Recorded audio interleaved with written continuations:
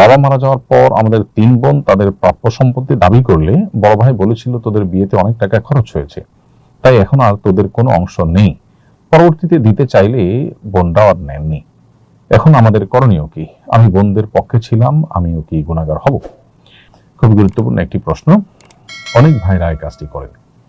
বোনদের বিয়ে শাদীতে যে টাকা পয়সা খরচ হয়ে থাকে, সেই টাকা পয়সা খরচ হওয়ার কারণে তারা বাবা মার পরিত্যক্ত সম্পদ থেকে বোনদেরকে বঞ্চিত করেন, এই বলে যে তোমাদের তো বিয়েতে অনেক টাকা খরচ করেছে, এখন আর এখানে তোমরা কেন ভাগ নিতে আসবে। এবং কোনো কোনো ক্ষেত্রে আরেকটি চিত্র দেখা যায়, সেটা হলো যে দেখা যায় বাবা মার চিকিৎসার জন্য কোনো সন্তান টাকা পয়সা দিয়ে তাদের জন্য ব্যয় করেন, চিকিৎসা ব্যয় করেন। তো চিকিৎসা ব্যয়ে নিজের টাকা পয়সা খরচ হয়েছে, এই অজুহাতে বাবা মার সম্পদ আমি রেখে দিলাম, অন্য ভাই বোনরা তারা দিতে পারেন না গরিব হওয়ার কারণে, যেন সম্পদ থেকে তাদেরকে বঞ্চিত করলাম। এটাও কিন্তু একই রকম নাজায়েজ, অর্থাৎ এটি সঠিক কোনো কাজ নয়।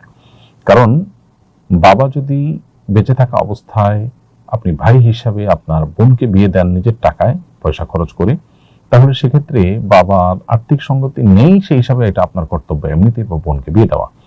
আবার বাবার মৃত্যুতে, বাবার অনুপস্থিতিতে যদি আপনি ভাই হিসাবে বোনকে বিয়ে দেন, টাকা পয়সা খরচ করেন, সেটাও আপনার কর্তব্য পালন আপনি করেছেন, এবং এই কর্তব্য পালন করার কারণে আল্লাহর কাছে আপনি রিওয়ার্ড পাবেন, এটা আপনার লস নয়। কিন্তু বাবার সম্পদে, মায়ের সম্পদে যে বোনের হক রয়েছে সেটা তার প্রাপ্য, সেটাকে আপনি ওই বিয়ের খরচ দিয়ে কাটাকাটি করতে পারেন না। কারণ বিয়ে খরচ তো বহন করা তার উপরে আবশ্যক না, ওটা আপনি ভাই হিসাবে আপনাদের উপর আবশ্যক। সো ওই অজুহাতে তাদের সম্পদ থেকে বঞ্চিত করা অবশ্যই জুলুম। এবং পরবর্তীতে যদি আপনারা দিতে চান আর বোনরা না নেন, সেই না নেওয়াটা যদি মন থেকে হয়, যে তারা আসলে চান না, ভাইদের খুশি মনে তারা এটা দিয়ে দিয়েছেন, তাহলে সেটা জায়েজ আছে। আর তা না হলে সামাজিক চাপের কারণে, অথবা সিন ক্রিয়েট করেছেন সে কারণে, অথবা প্রথমে একবার বলেছেন সে বিষয়ে তাদের মাথায় আছে সেই কারণে তারা নেন না, এরকম মনে হলে তখন কিন্তু তাদের এই না নেওয়ার কারণে আপনারা দায়মুক্ত হবেন না, এবং যে কোনো মূল্যে তাদেরকে দিতে হবে। আর আপনি তা বোনদের হক দেওয়ার পক্ষে ছিলেন, সেজন্য আপনি গুনাহগার হবেন না ঠিকই, কিন্তু এখন বোনরা যে নেননি, সেই না নেওয়াটা যদি লাজ্জুকতার কারণে, লজ্জাশীলতার কারণে, সামাজিক চাপের কারণে না নেন, তাহলে আপনার হকে যেটুকু আছে বোনদের হক, সেটুকু আপনি তাদেরকে ফেরত দিতে হবে। আর যদি তারা আপনাকেও পরিষ্কারভাবে জানিয়ে দেন তাদের মনে কোনোই এই ব্যাপারে দুঃখ নেই, তারা খুশি মনে ছেড়ে দিয়েছেন, তাহলে সেটা আপনার জন্য জায়েজ হতে পারে। সন্তানের বিয়ের বয়স হলে মা বাবার করণীয় কি? সন্তানের যদি বিয়ের বয়স হয়, তাহলে মা বাবার করণীয় হলো তাকে দ্রুততার সাথে বিবাহের উদ্যোগ নেওয়া, বিবাহের ব্যবস্থা করা, তার জন্য যাবতীয় পদক্ষেপ গ্রহণ করা। কারণ নবী সাল্লাল্লাহু আলাইহি ওয়াসাল্লাম বলেছেন, সন্তানের বিয়ের বয়স হলে তোমরা তোমাদের সন্তানদেরকে উপযুক্ত পাত্র পেলে বিয়ে দিয়ে দাও।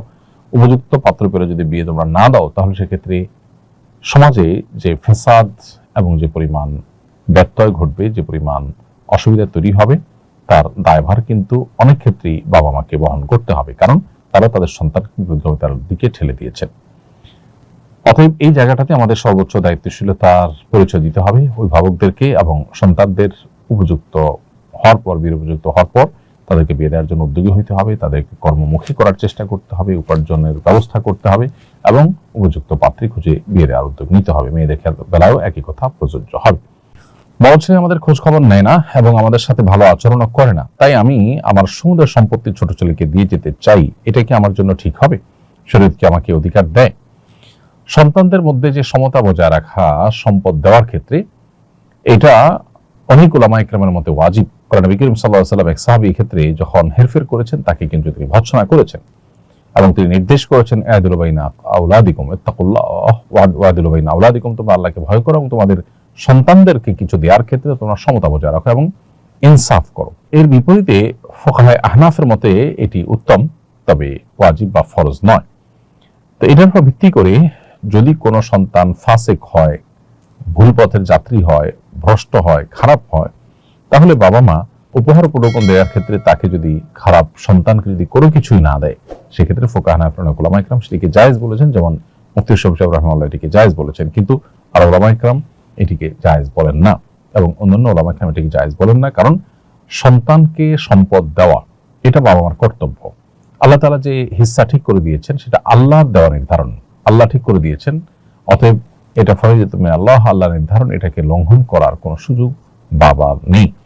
বাবা যেটি করতে পারেন সেটি হলো, সন্তানদের মধ্যে কেউ হয়তো একটু বেশি ভালো, তাকে একটু উপহার দেওয়ার ক্ষেত্রে শুধু ভালো হওয়ার কারণে উৎসাহ দেওয়ার জন্য পুরস্কার স্বরূপ একটু বাড়িয়ে দিলেন, এটা সর্বসম্মতিক্রমে জায়েজ। কিন্তু সম্পূর্ণভাবে বঞ্চিত করবার এখতিয়ার আসলে বাবার বা মায়ের থাকে না। কারণ আল্লাহ এখানে নির্ধারণ করে দিয়েছেন, আল্লাহ তাআলা সম্পত্তি থেকে মাহরুম করবার অপশন রেখেছেন যদি কাফের হয়ে যায় সন্তান, মোরতাদ হয়ে যায় সেই ক্ষেত্রে। তা না হলে আল্লাহ তাআলা সেই অপশন কিন্তু রাখেননি। রসুল ইসলাম আপনি লিখেছেন, আমাদের শৈশবের বন্ধুদের একটি হোয়াটসঅ্যাপ গ্রুপ আছে, সেখানে প্রায়ই অন্য কোনো বন্ধু বা পরিচিত ব্যক্তির দোষ ত্রুটি বা ব্যক্তিগত জীবন নিয়ে আলাপ আলোচনা হয়। প্রশ্ন হলো এটা গীবতের অন্তর্ভুক্ত হবে কিনা? উত্তর হলো এটাও গীবতের অন্তর্ভুক্ত হবে।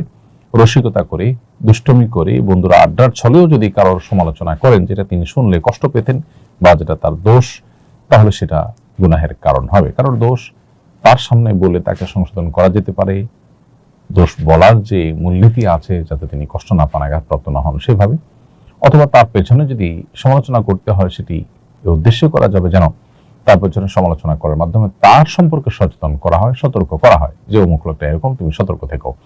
কারণ যদি সেরকম তার সাথে লেনদেন, উঠা বসা বা সম্পর্ক থাকে, তাহলে তাকে সতর্ক করবার উদ্দেশ্যে এটি করা যেতে পারে। অন্যথায় এটা সুস্পষ্ট গীবতের অন্তর্ভুক্ত হবে। কারণ নবী সাল্লাল্লাহু আলাইহি ওয়াসাল্লাম বলেছেন, যিকরুকামা আখাকামা ইয়াকরাহু, তোমার ভাইয়ের এমন কোন বিষয়ের আলোচনা যদি তুমি করো তার অগোচরে, যেটাতে তিনি কষ্ট পাবেন, সেটাই কিন্তু গীবতের অন্তর্ভুক্ত। আমার ছেলেকে একটা প্রাইভেট স্কুলে ভর্তি করেছি। স্কুলের এক শিক্ষক ছাত্রদের মাধ্যমে তার সকল পার্সোনাল কাজ করান, জামা কাপড় ধোয়া থেকে নিয়ে খাবার দাবার ব্যবস্থাপনা, বাজারঘাট ইত্যাদি। শিক্ষা প্রতিষ্ঠানে তো আমার ছেলেকে কাজ করতে পাঠাইনি। শিক্ষার্থীদের মাধ্যমে শিক্ষকের পার্সোনাল এবং প্রাতিষ্ঠানিক কাজ করানো কি সঠিক কাজ? ছাত্রদেরকে শেখাবার উদ্দেশ্যে শিক্ষা সংক্রান্ত কাজ যদি করানো হয়, যেটা তার শিক্ষা রিলেটেড, সেটার কোনো শিক্ষার হয়তো প্রয়োগ, কোনো শিক্ষার হয়তো আপনার প্র্যাকটিক্যালের অংশ যদি হয়, তাহলে সেটা তো জায়েজ আছে, বলা অপেক্ষা রাখে না।